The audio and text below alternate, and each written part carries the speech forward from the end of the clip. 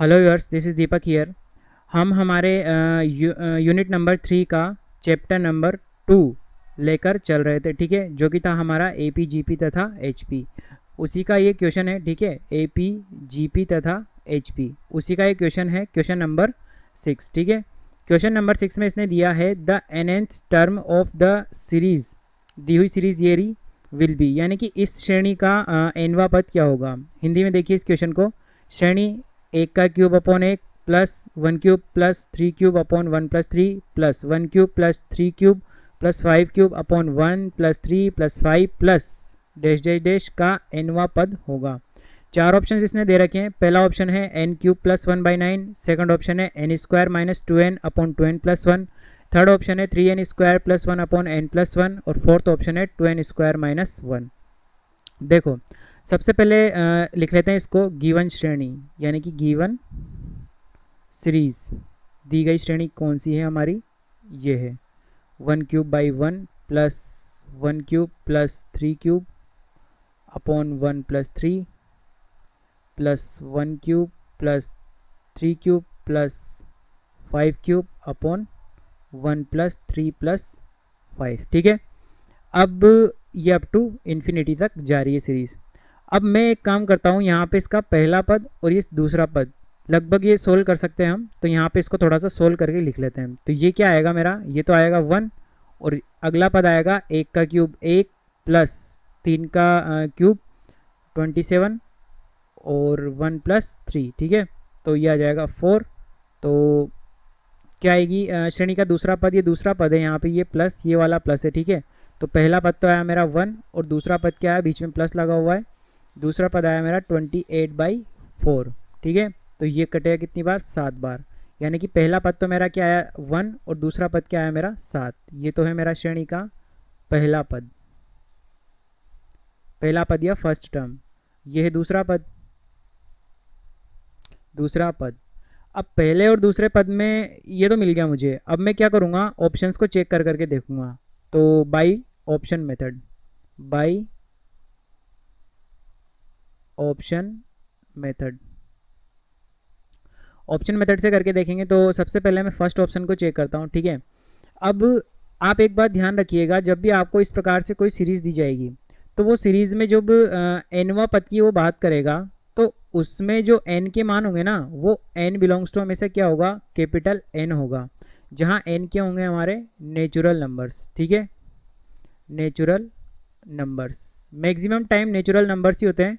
अगर natural numbers के अलावा कुछ और होगा तो वो आपको वहाँ पे क्वेश्चन में मेंशन करके देगा कि एन बिलोंग्स टू जेड है, या एन बिलोंग्स टू जो भी है आर है, जो भी है। तो अगर उसने मेंशन नहीं कर रखा है तो वो आपको, आप उसको नेचुरल नंबर मान सकते हो। और नेचुरल नंबर का समुच्चय कहाँ से स्टार्ट होता है हमारा, एन स्टार्ट होता है हमारा वन से लेके up to one two three integers के साथ अप टू इन्फिनिटी तक एन जाता है हमारा। तो सबसे पहले मैं पहले ऑप्शन में क्या रखूँगा, एन बराबर वन रखूँगा, ठीक है। तो यहाँ पे एन बराबर वन पर, एन बराबर वन पर किसको चेक करना है, N cube plus one upon nine को। तो यहाँ पे वन पुट कर देंगे, तो वन पुट करने से क्या बनेगा, वन का cube plus one upon nine, तो ये आएगा मेरा टू अपॉन नाइन, ठीक है। तो इसमें पहला पद क्या आ रहा है, एन बराबर एक से दो बटा नौ, और यहाँ कितना आ रहा था हमारा एक, यानी कि पहला ऑप्शन क्या हो गया मेरा, गलत हो गया। उसके बाद सेकंड ऑप्शन चेक करो, सेकंड ऑप्शन में क्या दे रखा है इसने, एन बराबर वन पर N square minus two N upon two N plus one, ठीक है। अब यहाँ पर इनपुट करेंगे तो ये आएगा मेरा वन का square minus two into one और अपॉन टू इंटू वन और वापस प्लस वन। तो कितना आ जाएगा, वन का स्क्वायर वन और माइनस टू और upon two plus one three, तो ये आ जाएगा मेरा माइनस वन बाई थ्री, ठीक है। ऑप्शन नंबर थर्ड देखो आप, यानी कि ये भी मैच नहीं हुआ, माइनस वन बाई थ्री पहला पद है ही नहीं, ठीक है। तो सेकंड ऑप्शन भी क्या होगा, कैंसिल। इसके बाद देखते हैं हम थर्ड ऑप्शन। थर्ड ऑप्शन में क्या है, वापस एन बराबर वन पर three N square plus one और अपॉन एन प्लस वन को चेक करेंगे, ठीक है। तो यहाँ पे इसको चेक करने पे क्या मिलेगा, एन बराबर एक रखने से मिलेगा तीन इंटू एक का स्क्वायर प्लस एक अपॉन एक प्लस एक, ठीक है। तो यह आएगा मेरा तीन और एक चार बटा दो बराबर दो, ठीक है। ये मैच हुआ, पहले पद से नहीं हुआ, यानी कि ऑप्शन नंबर तीन भी क्या हो गया मेरा गलत। उसके बाद ऑप्शन नंबर चार, 4 में क्या दिया हुआ है 2n² माइनस 1, ठीक है। तो n बराबर 1 पर n बराबर 1 रख लेते हैं यहाँ पर, तो n बराबर 1 को यहाँ पुट करेंगे तो क्या आ जाएगा 2 माइनस 1, 2 1 का square minus 1 is equal to 1 आ जाएगा, यानी कि पहला पद क्या हो गया मेरा मैच हो गया। उसके बाद दूसरा पद चेक कर लेते हैं n बराबर 2 पर, n बराबर 2 पर n बराबर 2 पुट करेंगे तो क्या आ जाएगा 2 का स्क्वायर माइनस 1, ठीक है। तो ये 2 का स्क्वायर 4, 4 इंटू 2 8 माइनस 1 बराबर 7, यानी कि पहला पद भी मैच हो रहा है और दूसरा पद भी मैच हो रहा है। यानी कि हमारा कौन सा ऑप्शन सही होना चाहिए, ऑप्शन नंबर 4 क्या होगा हमारा सही आंसर होगा। यानी कि इसका ये जो दी गई श्रेणी है सीरीज है, इसका nवा पद क्या होगा 2n² माइनस 1 होगा। तो ऑप्शन नंबर 4 क्या है हमारा करेक्ट आंसर होगा। देखो अगला क्वेश्चन है हमारा question number 7। If b² a² c² are in AP, यानी कि ये तीनों किसमें है समांतर श्रेणी में, ठीक है, arithmetic progression, then a plus B plus C plus A will be in, यानी कि यदि b² a² और c² समांतर श्रेणी AP में हो तो a प्लस बी प्लस सी और c प्लस ए निम्न श्रेणी में होंगे। चार ऑप्शन हैं AP GP HP या नन ऑफ दीज, इनमें से कोई नहीं कोई अपन ये बोल सकते हैं नन ऑफ दीज, ठीक है।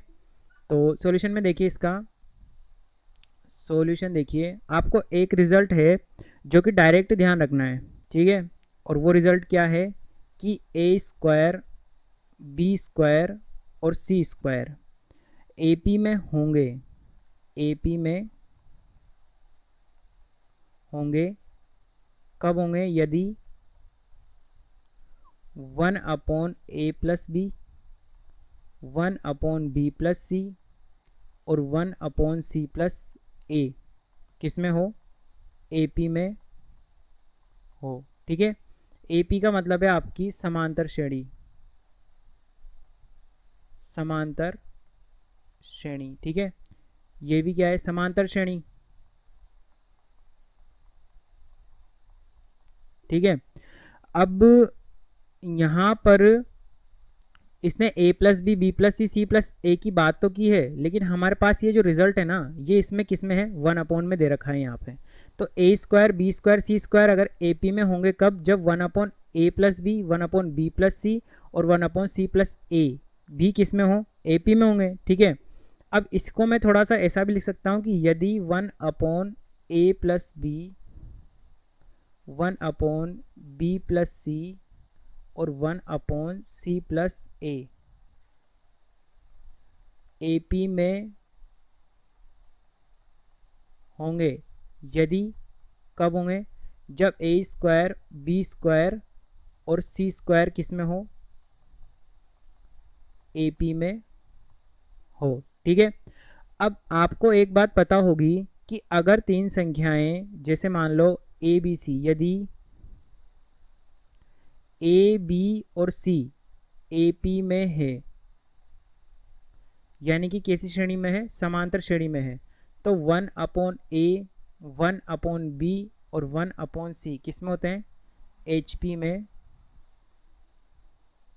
होते हैं, ठीक है। HP में होने का मतलब हरात्मक श्रेणी में किस में होते हैं, हरात्मक श्रेणी में होते हैं, ठीक है। तो अब देखिएगा, अगर मैं ऐसा कहता हूं अगर ABC AP में है तो 1/a 1/b और 1/c किस में होंगे HP में होंगे। और अगर मैं ऐसा कहूं कि 1/a 1/b और 1/c AP में है, AP में है तो 1/1/a 1/1/b और 1/1/c किस में होंगे HP में होंगे, ठीक है। अब ये HP में है तो इसी को मैं थोड़ा सा सोल्व करके क्या लिख सकता हूँ वापस से A B और C किस में होंगे HP में होंगे, ठीक है। अब थोड़ा सा इसी लॉजिक को यहाँ पे मुझे अप्लाई करना है, ठीक है। कौन से वाले में, इस वाले में। अब अगर 1/a प्लस बी किस में है AP में है, ठीक है, तो मैं कह सकता हूँ कि A प्लस B प्लस सी और C प्लस ए HP में होंगे यदि a² बी स्क्वायर और सी स्क्वायर किस में हो, ए पी में हो। और इसी को मैं ऐसे ही पढ़ सकता हूँ कि यदि a square b square c square किस में हो, ए पी में हो, तो a plus B plus C plus a किस में होंगे, एच पी में होंगे। तो यानी कि इसने इसी की बात पूछी है, ए प्लस बी प्लस सी और सी प्लस ए, तो किस में होंगे, ये एच पी में होंगे। और एच पी का मतलब क्या होता है, हमारा हरात्मक श्रेणी। ठीक है, तो ये किस में होंगे, हरात्मक श्रेणी में होंगे। ऑप्शन 3 क्या होगा आपका करेक्ट आंसर होगा। देखो अगला क्वेश्चन है हमारा क्वेश्चन नंबर 8। क्वेश्चन नंबर 8 में इसने पूछा है if the nth term of an A P be 2n-1 then the sum of its first n terms will be. यानी कि यदि किसी ए पी का nवा पद क्या है 2n-1 हो तो इसके प्रथम n पदों का योग होगा। यानी कि प्रथम n पदों का योगफल क्या होगा, यहाँ पे इसने ये पूछा है। ठीक है, तो सबसे पहले देख लेते हैं हम अकॉर्डिंग टू क्वेश्चन क्या दिया हुआ है हमें। अकॉर्डिंग टू क्वेश्चन क्या दिया हुआ है कि एनवा पद इसको किससे रिप्रेजेंट करते हैं, टी एन से। वो क्या दिया हुआ है मुझे, 2n-1 दिया हुआ है। ठीक है, अब इस हिसाब से मैं क्या लिख सकता हूं हमारा यहाँ पर प्रथम पद, तो अतः प्रथम पद अगर मैं इसको a मानूं, ठीक है, तो प्रथम पद क्या आ जाएगा आपका, यहाँ पे n किससे बिलोंग्स करता है, n से, कैपिटल N। n क्या है हमारी यहाँ पर प्राकृत संख्या या नेचुरल नंबर्स।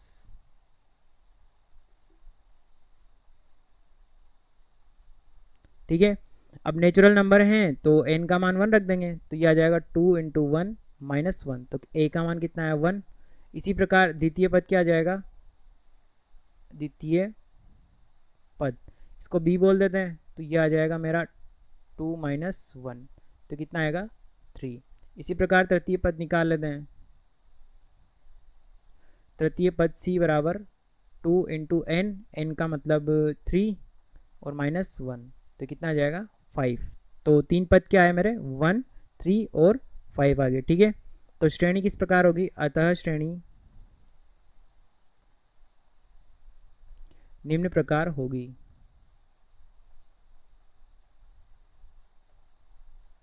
ठीक है, श्रेणी किस प्रकार होगी, तो श्रेणी होगी आपके 1, 3, 5 डैश डैश डैश और अंतिम nवा पद 2n-1।